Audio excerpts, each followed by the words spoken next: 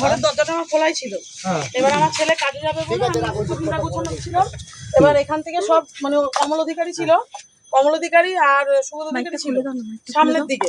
কমল অধিকারীকে আমি পুরো পরিষ্কার দেখেছি, কমলের সামনে। আর টোটাল সমস্ত ছেলে মেয়ে সবাই ছিল, এলাকারও ছিল, বাবুয়ার ছেলে পেলেরা সবাই ছিল।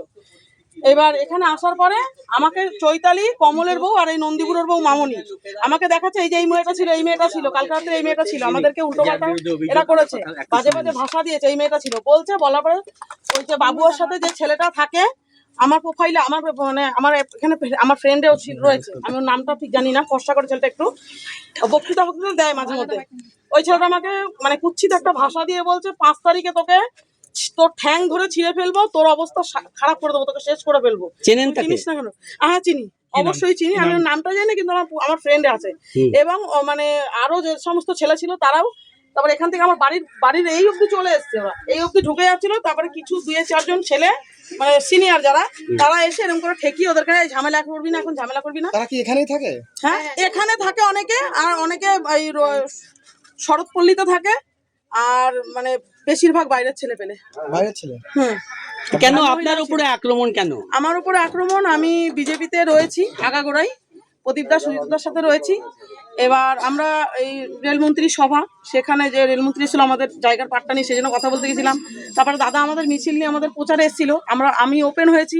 তারপরে যেহেতু আমি এখান থেকে মানে সবাইকে নিয়ে এসে করছি, কালকে আমাদের পাড়ার একটা ছেলেকে মারধর করেছে, আমাদের মহিলাদের গায়ের উপর হাত দিয়েছে, এই নিয়ে আমরা প্রতিবাদ করেছি, তাই জন্য আমার উপর এরা এত রাগ। এর নেতৃত্ব কে দিচ্ছে? এর নেতৃত্ব কমল অধিকারী, মানে চেয়ারম্যান? হ্যাঁ চেয়ারম্যান, সুবোধ কমল দুজনাই। এদের নেতৃত্ব ছাড়া এটা সম্ভব না।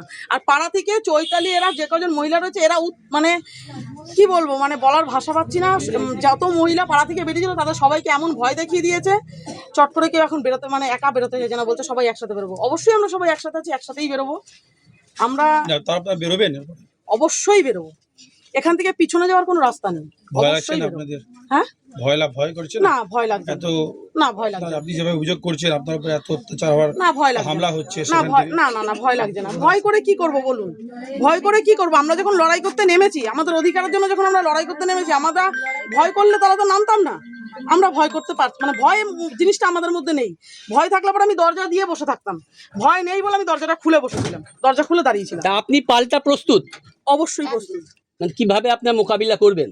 যদি ওরা আমাদের সাথে লড়াই করে তাহলে আমরা লড়াই করেই মোকাবেলা করব। যদি ওরা আপোষে বলে, আপোষে মিটমাট করবে, আপোষে সরে যাবে, বা আপোষে ওদের মতন ওরা ওদের পার্টির প্রচার করবে, ওদের পার্টির কাজ করবে, আমাদের কোনো বাধা নেই। আমাদেরকেও আমাদের পার্টির কাজ করতেই হবে, আমাদেরকেও আমাদের মতন চলতেই হবে, আমাদের কোনো অসুবিধা নেই। কিন্তু যদি কালকে রাতে কি হামলা করেছিলেন? না, কোনো মতেই না। আমাদের উপরে অ্যাটাক হয়েছে, আমাদের ছেলের উপরে অ্যাটাক হয়েছে, আমাদের ছেলেকে মেরেছে।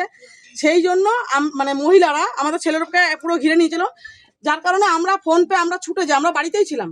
এবার স্বাভাবিক সব মহিলা তো এক জায়গায় হতে পারে না ওই রাত্রির মধ্যে। যতটুকু 4-5 জন মহিলা আমরা গেছি, গিয়ে আমরা ওখানে এসে করেছি, তারপর আমাদের এই মহিলাগুলোর উপরেও অ্যাটাক করেছে। তারিখে পাল্টা আপনারা দিয়েছেন? না, আমরা কোনো তাদেরকে পাল্টা দিইনি। আমরা যেখানে যেখানে ঝামেলা হয়েছে আমরা কর্মীরা সেই জায়গায় উপস্থিত হওয়ার চেষ্টা করেছি, যাতে মানুষকে ভয় দেখাতে না পারে। অবশ্যই আমরা কথা বললাম।